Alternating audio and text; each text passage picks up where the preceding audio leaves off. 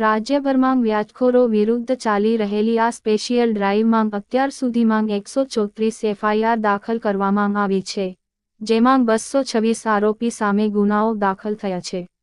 પોલીસે શરૂ કરેલી કાર્યવાહીથી અનેક નાગરિકોના જીવન બચ્યા છે, તો અનેકને પોતાની ફસાઈ ચૂકેલી જીવનભરની મૂડી પરત મળી છે.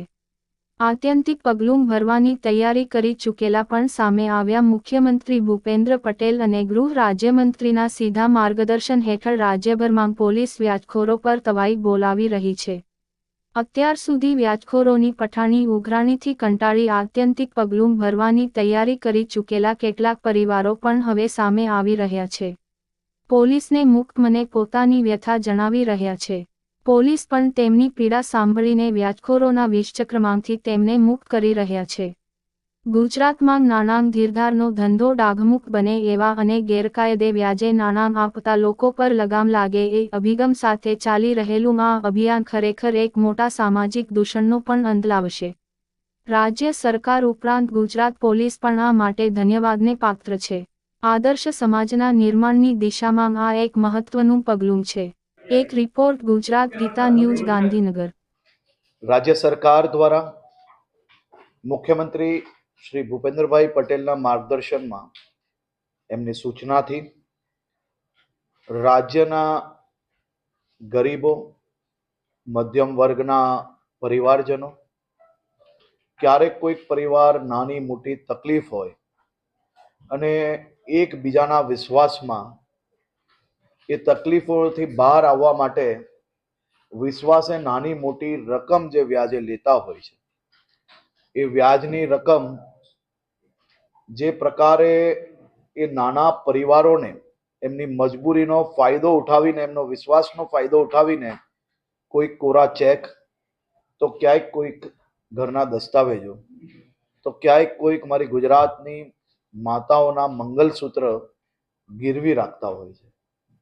અને આ ભોલમનશાહીમાં આ વ્યાજનો ધંધો કરનાર લોકો કોઈક પરિવાર પાસેથી 10%, તો કોઈકની પાસેથી 5% ડાયરીઓથી ઓળખાતા આ વેપારોને પકડવા માટે ગુજરાત પોલીસે ગત વર્ષે જાન્યુઆરી મહિનામાં એક અભિયાન ચાલુ કરેલું, જેમાં 841 કેસો કરીને ગુજરાતના મોટા ભાગના આ પ્રકારના વેપાર કરીને આ પરિવારોને બરબાદ કરનાર લોકોને પકડવામાં આવેલા હતા.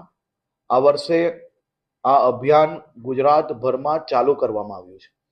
પહેલા મહિનામાં અમારું ફોકસ જે નાની રકમો હોય છે, કારણ કે 1 લાખથી લઈને 5 લાખ રૂપિયા સુધીની જે ડેલી ડાયરી તરીકે ઓળખાતા જે વેપલાઓ છે, તેને પકડવા માટેનો આખું અભિયાન ગુજરાત પોલીસ દ્વારા ચાલુ કરવામાં આવ્યું છે.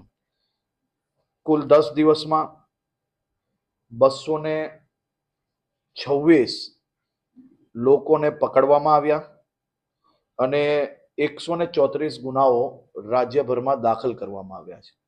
જેમાં રથયાત્રા હોવાના કારણે મોટા મહાનગરોમાં કામગીરી આજથી શરૂ થઈ છે અને ગુજરાતભરમાં, ગુજરાતના તમામ જિલ્લાઓમાં આ વ્યાજખોરીના વિરોધમાં આ અભિયાનમાં આ પરિવારોને ન્યાય અપાવવાની કામગીરીની એક અભિયાન ચાલુ કરવામાં આવ્યું છે.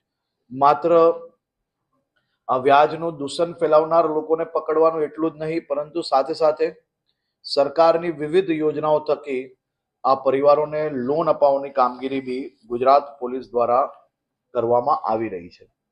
કુલ મળીને 568 લોક દરબારો ગોઠવવામાં આવ્યા, જેમાં 32,692 લોકો હાજર રહેલા હતા.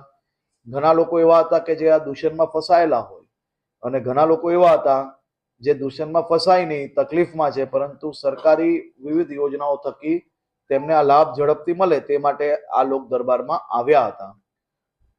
સરકારની વિવિધ યોજનાઓ થકી અનેક લોકોને 10,000, 20,000, 50,000 રૂપિયાની લોનના ચેકો બી અપાવવામાં આવ્યા છે.